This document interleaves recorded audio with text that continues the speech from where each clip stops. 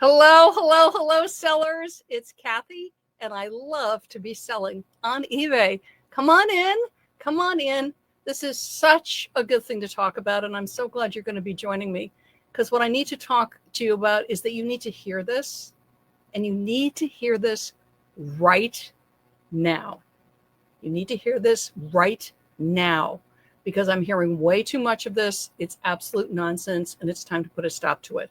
So those of you that join me here on my Facebook business page, I love to be selling. Thank you.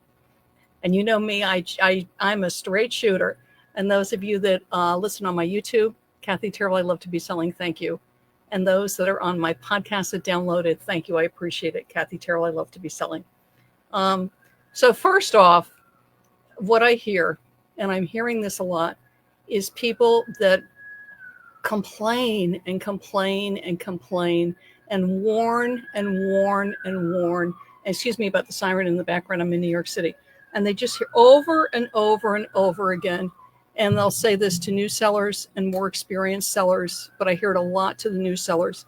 I hear this a lot on social media, is watch out, you're going to get scammed. Seller, you're going to get scammed. And they will detail scams, and they will go on and on and on about scams about this and scams about that and what's going to happen and on and on and on. And what happens is that this person gets a lot of attention. They probably get a lot of views. And if you don't know, a lot of channels on YouTube are monetized, which means the more views you get, you are paid money by YouTube. And again, I think that's great. I love YouTube. I broadcast on YouTube. I watch YouTubes for great information. But when you hear people over and over and over detailing scams, you really got to wonder what their motivation is. Because yes, please, I'm selling on eBay over 15 years. Yes, there are some bad buyers. And yes, there are things to go down. And yes, certain categories seem to attract them more than others. For instance, electronics can be a very tough category, okay? But luxury goods can be a tough category on this, is that you will run into people that do various things, okay? But you have a lot of guarantees with eBay. So when things are going down is you immediately message eBay customer service. You can do it on the site. You can also go on the Facebook page for eBay and message them and let them know what's going on. You can ask for guidance and go from there. You can go on eBay community boards and ask. You can ask fellow sellers. People message me through social media. But yeah, things happen, but there's ways to navigate it. And because somebody's asking you a question doesn't mean they're a scammer. You know, if they're asking for a measurement or asking if you ship to this country, it may be there on the on your listing and you're not aware of it. For instance, I sell through eBay International Shipping. So if I get a question about, do I ship to their country? What I will say to them is, look at the listing. I ship through eBay International Shipping. eBay does my international shipping. If this item is allowed to be shipped to you, and there's a lot of different legislations about what can be shipped to what country, okay, so just know that, which is why I do eBay International Shipping, because I don't want to navigate all that. And I say to them, if this item can be shipped to you in your country, it will show. And so far, I've never had somebody come back. And through eBay International Shipping, I mean, I've shipped all over the Mideast. I've shipped Australia. I've shipped Canada. I've shipped all over the place. Again, if the item is allowed to be shipped to them, it'll show them. And it'll show them the rate. I put in a weight calculator. Done.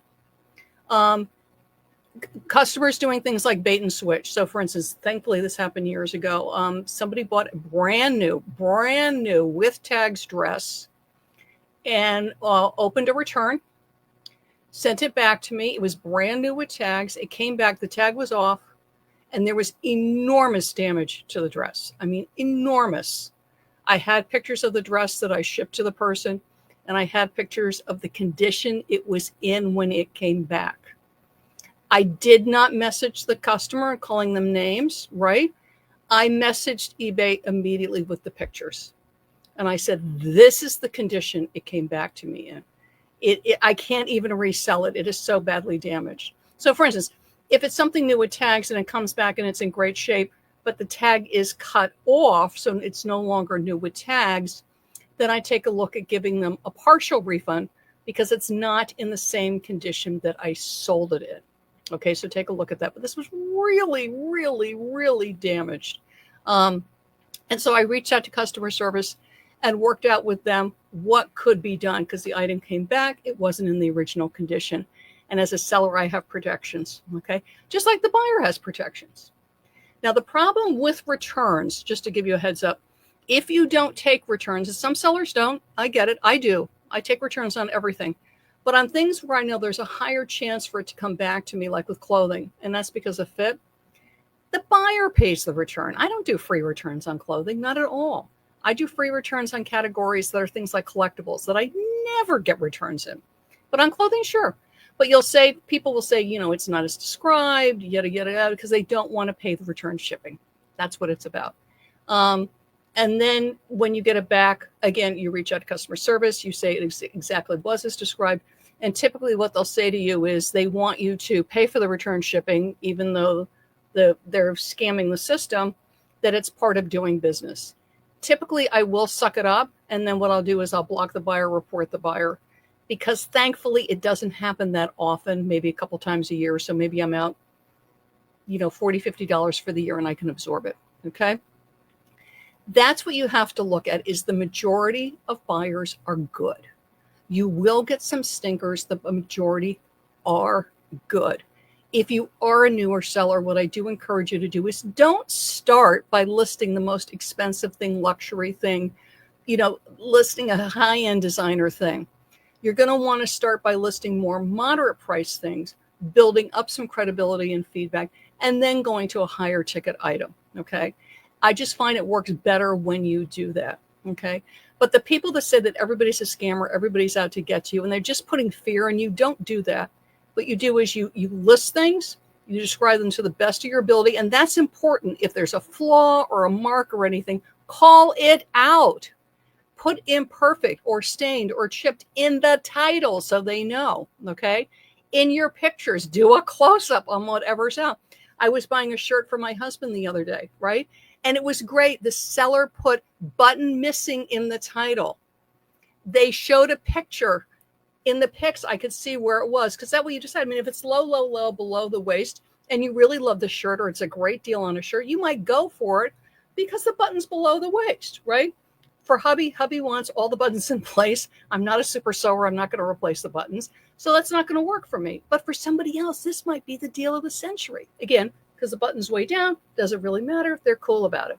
But put it in the title. Take a picture.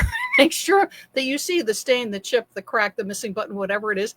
So the buyer knows what's going on, right?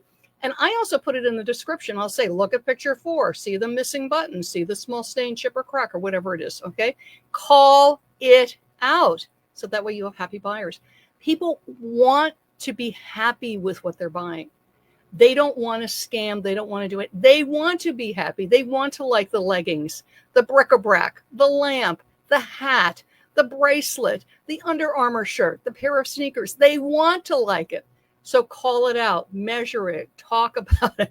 If there's an imperfection, stick it in the title, put it in the pictures, okay? Don't listen to the people that are constantly whining, complaining, I call it the sky is falling people, that everything is going wrong. Because when you listen to that all the time, that becomes your truth. And what you want your truth to be is that eBay's great. Yes, there's challenges. Of course, there's challenges. I think anybody that's been selling for more than 5 minutes is going to admit that. But the advantages far outweigh it. There's millions of people shopping on eBay every day. eBay, you can literally sell soup to nuts. You could sell anything on eBay just about. There's such a variety of things you can sell on eBay legally. Huge variety. I ship globally. I am in a New York City apartment. I have a global business because of eBay. So beware of who you listen to because it becomes your reality. It becomes what you're thinking. That way, when you're doing a listing, you're scared and you don't want to be scared. It's like, I have this great thing. You do your best description. You do everything else. You choose your policies. I encourage you to do eBay International Shipping because that way you're going globally. I just shipped to Australia last week. Thank you, eBay International Shipping. You're done. Move on. Listen to positive people.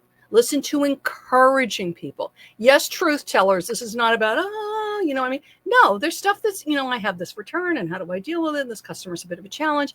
I have this item. I thought it was fine. I got it off the shelf. Oh, it's got a crack in it. What do I do?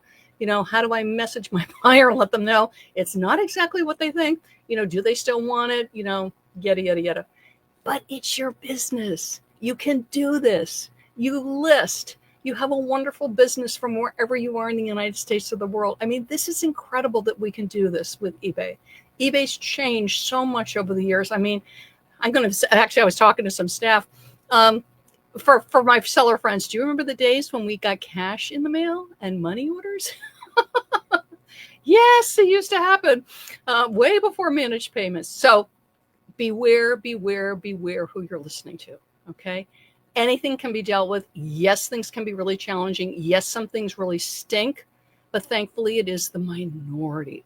And listen to the people that are truth tellers, but that are encouragers. You can do this. And one last quick thing about listening and watching like YouTubes and podcasts, particularly when you're looking for sourcing ideas, is note the year it was put out. It was put out like 2 years ago, 3 years ago. Look and see if it's still valid. It might be, it might not. The other thing, when you have big like YouTubers that have like tons of followers, YouTubers, and they advocate for this product line or whatever, particularly if you can get it at a place like Marshall's or TJ Maxx, Walmart, like a big store that's all over the place, not like a little unique thrift store that's just in your area that gets really cool stuff from whatever, is if they're putting out this cool thing from Walmart that just got marked down, or this thing that's at their Marshalls or their TJ Maxx, beware of the fact that hundreds, if not thousands of other resellers are listening to that information, and that the price, because this has happened to me, the price might be yada, yada.